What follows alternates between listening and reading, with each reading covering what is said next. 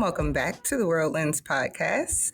I'm your host, Michelle Evans, joined by my co-host, WTCI board member and president of Meckindo Risk Advisory, Bruce Meckindo.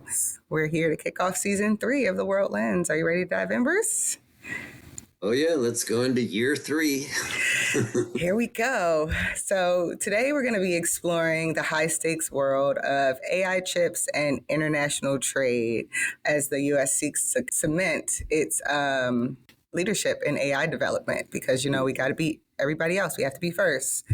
So earlier this month, President Trump said that the U.S. is beating everybody with AI at levels nobody ever thought possible. I almost wish I could do a Trump accent. But NVIDIA's CEO, Jensen Huang, responded that China isn't that far behind. Who do you think is right? I would say, as usual, the evidence suggests that Huang assessment is much more accurate. Mm-hmm. But, you have to balance. There's no question that currently the U.S. has the advantage, right? It's almost like a tennis match. Where we have the leading AI companies, OpenAI, Anthropic, Google, all of that. We have, obviously, you just mentioned NVIDIA and the advanced chip technology that we produce. Currently, as long as we can retain it, a strong research ecosystem and talent pool around AI, and very significant private sector investment. So that's definitely giving us like field advantage right now. But, why the gap or why, this isn't what he said, ever thought possible or whatever. Right. The gap isn't as wide as he suggests. Right. I think anyone following the news sees China making substantial AI progress, despite all of the export controls and those kinds of things. DeepSeek and others have, matched or beat some of our AI benchmarks.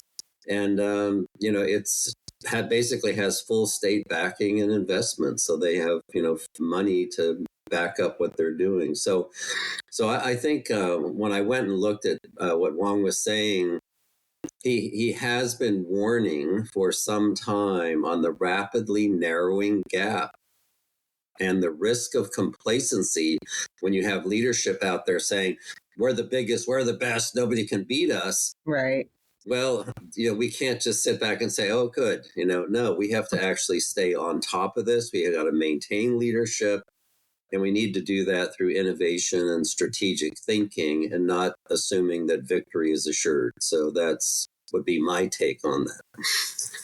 So, you mentioned there are other players. Are there other countries like Europe or in the Middle East that are kind of more of a concern than China is when it comes to this AI race? No. China is our primary AI competitor globally, period. And there's no question that the landscape is becoming more complex. Significant players are either working toward or are emerging in other regions, as you mentioned, primarily Europe and the Middle East. I put Europe under the headline, waking up but lagging.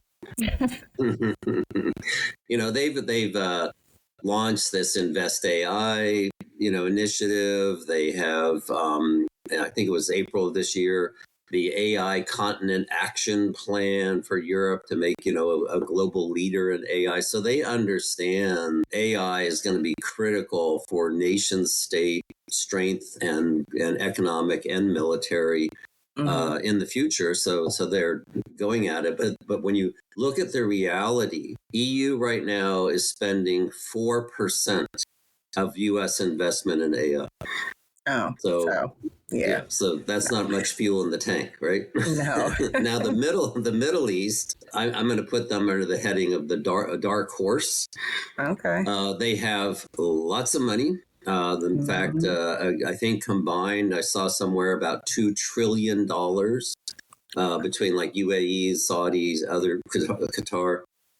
So, significant financial capability, right? Right. And so right now, for example, the Saudis are building, I think, 2,200 megawatts of data center capability. You know, in the UAE, I don't know, it was around 500 or something. But, you know, so they're looking at this infrastructure so that even though they may not be leading in innovation, manufacturing, whatever, they want to be a major user and service provider to drive their economies in this future, you know, AI-driven world. So I think for the foreseeable future, you know, the Middle East role will be more as a strategic partner customer for the U.S. technology that we have, and versus a competitor for any time in the future. And unfortunately for Europe, and I say this lovingly, you know, that their strength and contribution is going to be more in AI regulation than technology leadership. And so whenever I'm looking at what we're doing around governance and those kinds of things, I do look to the EU to see what did they come up with, because usually it's very, you know, from bureaucratic and governance and management, good stuff. And so that's how I would, you know, compare and contrast. But China is number one. All right. So NVIDIA is now the world's most valuable company, and AI chips power pretty much everything from self-driving cars to next-generation weapon systems. Mm-hmm. Is the race for AI chips more about economics or national security, or are the two kind of inseparable? The two are now completely inseparable. So, you know, the technology, and this goes for technology even before AI and NVIDIA and all this, they are dual use by nature. Right? So the same chips that power ChatGPT and company AI implementations also support military AI initiatives and tracking and targeting and all of that. So they are absolutely inseparable. And the export control regimes that we've put out there, you know, prove the point, right? By they're, you know, we're trying to control access to our competitors, both economically and militarily.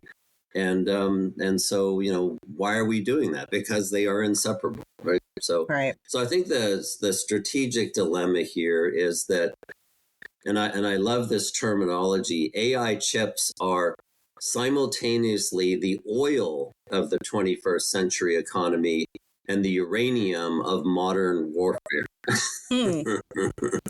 So that's how important they are, right? So as uranium is to nuclear weapons, the AI chips are to our modern military. So any country that, you know, kind of controls this advanced chip production, distribution, you know, wields enormous power and ultimately potentially global dominance and militarily, yeah, economically and militarily. So they're the same. So the Biden administration tried to maintain America's lead in all this by restricting exports of advanced AI chips. Were those export controls effective, or did they backfire by pushing China to innovate faster? Yeah, you know, it's all these, you know, it's never really simple. I mean, the controls were partially effective as kind of a short-term break on China's progress.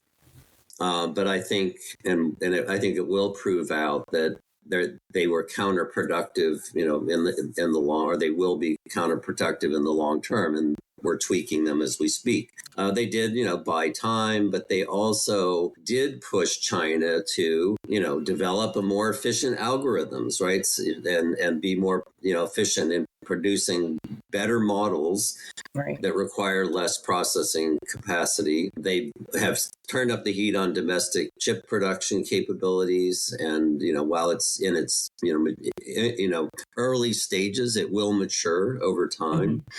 And they are working to reduce dependence on U.S. technology entirely, which could just, you know, shut off hundreds of billions of dollars of, you know, GDP out of the U.S. Yeah, China has a history of reverse engineering U.S. technology. Is it realistic to think that we can keep these advanced chips out of their hands indefinitely, or are we just kind of prolonging the inevitable? It is not realistic, as recent events have proven, to put controls in that are going to keep China from having chips. It's, that's just not happening. Somewhere, and I don't know the actual, but I think it was something like China has smuggled, I don't know, it's like, I'm going to just say, $1 billion worth of NVIDIA chips since early this year. So once those chips can be exported legally to intermediaries, and then the Chinese turn around and say, I'll pay 25% more, guess where they end up, right? Right. So that's that problem. The bigger issue is, and the limitation for China is on the manufacturing challenge of actually producing the chips themselves. That is way harder than reverse engineering, which they are incredibly good at, taking designs and tweaking them, making them more efficient, cheaper to build, whatever. That manufacturing these very sophisticated chips, for example, the Dutch company ASML, which is like one of the major providers of the photographic and etching and all the stuff that makes this building these chips possible, it took them, a decade or more to evolve the technology and perfect the technology. And so I think right now, obviously China has been, and part of controls that we put out there is for them not to be able to buy this technology from the Dutch. Mm-hmm. I think the best case scenario for U.S. policy is, buying time to stay ahead, through innovation and not achieving some kind of permanent technological isolation for China. I just think that's a fool's errand. The Trump administration has largely reversed course and removed a lot of those export controls. Well, what's the likely impact of that policy shift on the global AI balance? Using the term largely reversed, I think I think we need to get some clarity about what happened. As most things, the picture is a little more nuanced than that. So when the Trump administration came in, they formally rescinded the, quote unquote, Biden era AI export controls, right? So that was, early this spring. The focus of that was more specifically what was called the AI diffusion rule, right? And this was aimed to limit the diffusion, right? The spreading of the powerful AI technology to countries like China. And the rule was just completely mind-blowing, tiered countries and all this crazy stuff. So basically the companies, US companies said, look, this is going to handicap us, in competing globally and selling our technology to other companies and actually doing little to stop China.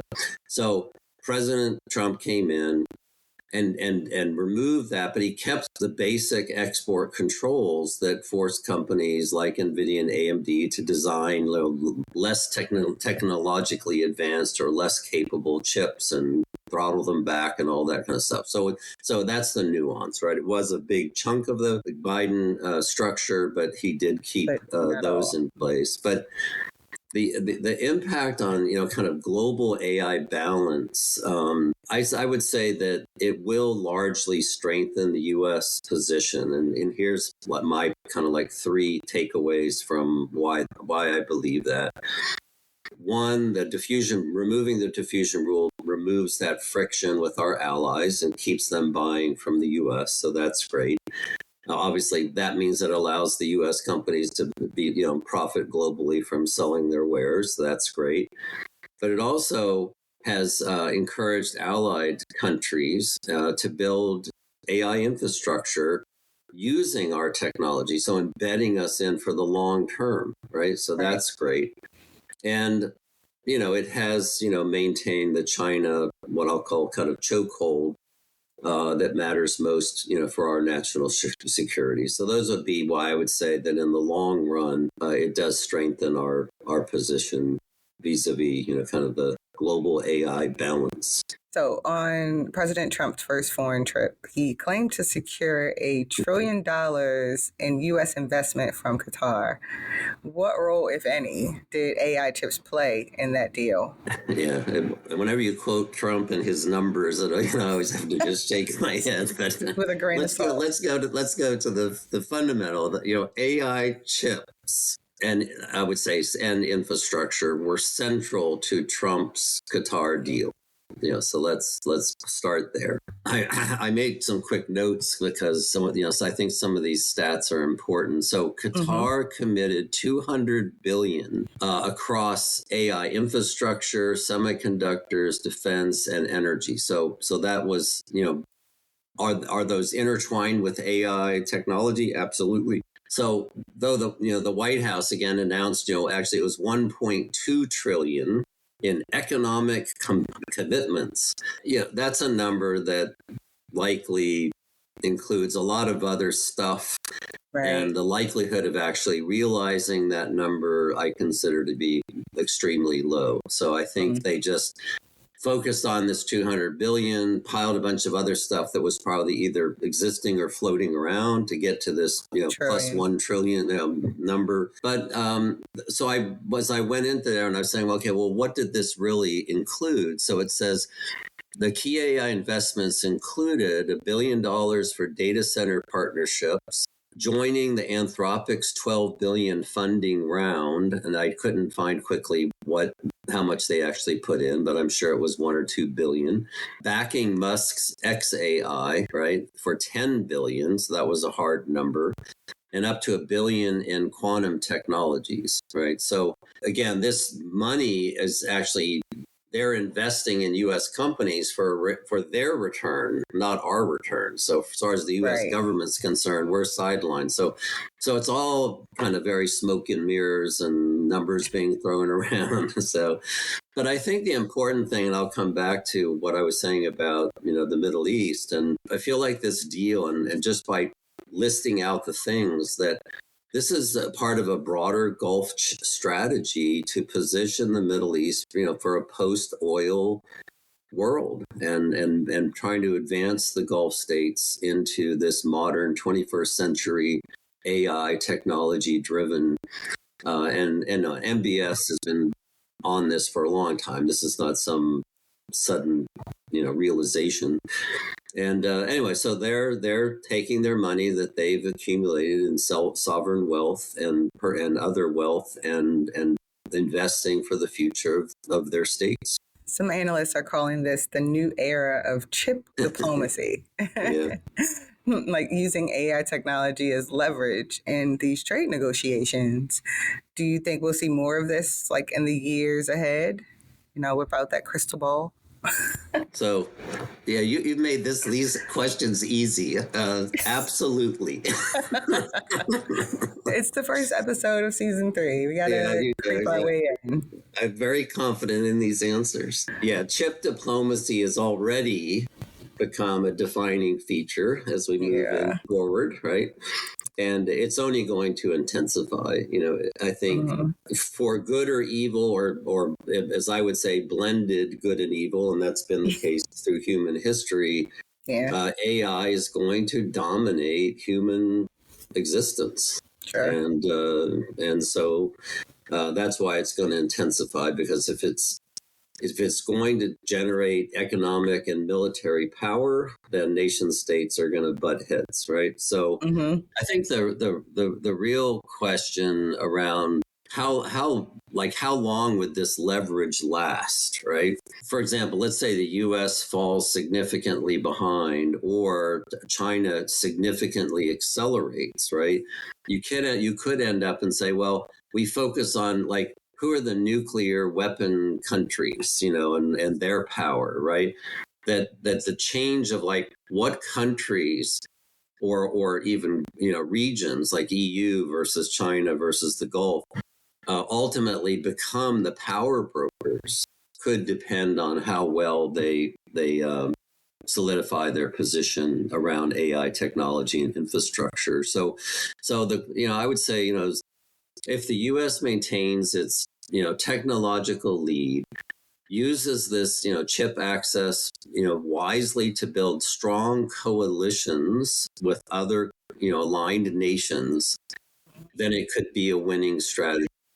The challenge that we have right now is that we're poking our allies, and we're poking these aligned nations that we want in the eye every day with trade and other sanctions, all the other kind of static that's out there. So It's my concern is if we don't like get our act together and start forming coalitions and getting those coalitions to center around our technology and our capabilities, we could fragment and ultimately weaken or lose that leadership position. So I saw that China controls 90% of the world's rare earths, which is Oh, a now key we're changing the component subject. in AI. Yeah, gloom and Okay. doom. Well, not quite.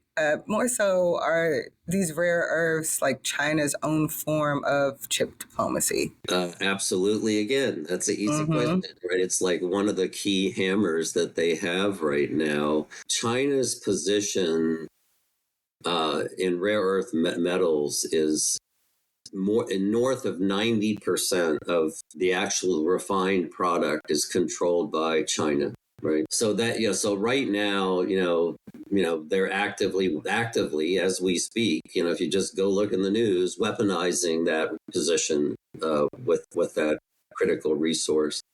I think that it's definitely not as powerful as our chip diplomacy versus rare Mm-hmm. earth diplomacy. I guess from a like supply chain, for example, interestingly enough, rare earths are more replaceable in advanced chips than we can get replacement. Since when in 2010, when Japan took that hit right from China, it woke up the defense sector and government to start building and extracting and processing rare earth metals, right? So that already started. We're well into that. So we can continue to scale that and diversify our supply. So that's ongoing. For a lot of other applications and EVs and batteries and things like that, substitutes exist. So this, timeline, works against China for them to try to overplay their hand in that regard. So yes, Mm-hmm. it's painful, especially right now when they, pull the trigger. But luckily, we have a lot behind us that we can work with to absorb that shock. So, one final question. It touches a little bit on like the immigration policies in a way. There's a new $100,000 H-1B visa fees, Mm. and we have these tighter immigration policies now with everything that's going on. How do these changes affect our ability to find like top AI talent to come here?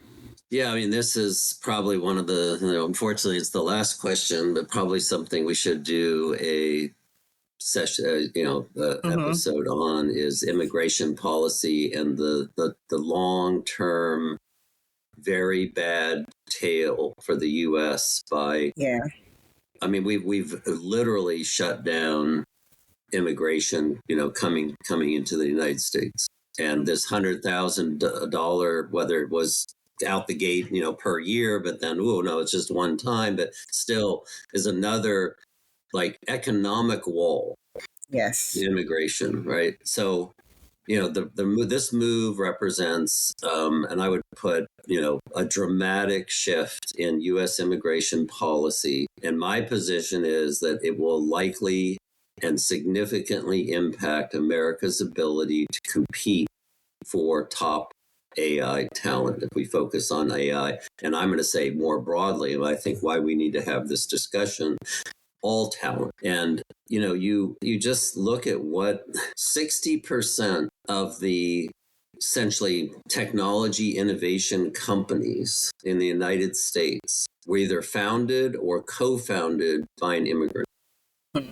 60%. So if we think about all the wealth that we've generated over the last 15 to 20 years of major companies like OpenAI and others, came from innovation from immigrants that came to the United States to take their ideas and take their innovation, match it with our wealth, and create massive, technological change and ultimately wealth for the United States. And we are right Shooting ourselves now in the foot. getting ready to shoot ourselves in the foot, or we are going to. And all of these companies, I mean, I work with them. They already have technology centers in India and Philippines and other locations, and all they're going to do is say, okay, stay home. Right. Right. So that means those workers are not going to contribute tax base. They're not going to be purchasing consumer goods. They're not going to be buying houses. Right. It's like these companies can handle that. They're just not going to do it. Right. Right. They've worked with remote technology workers for decades. Right.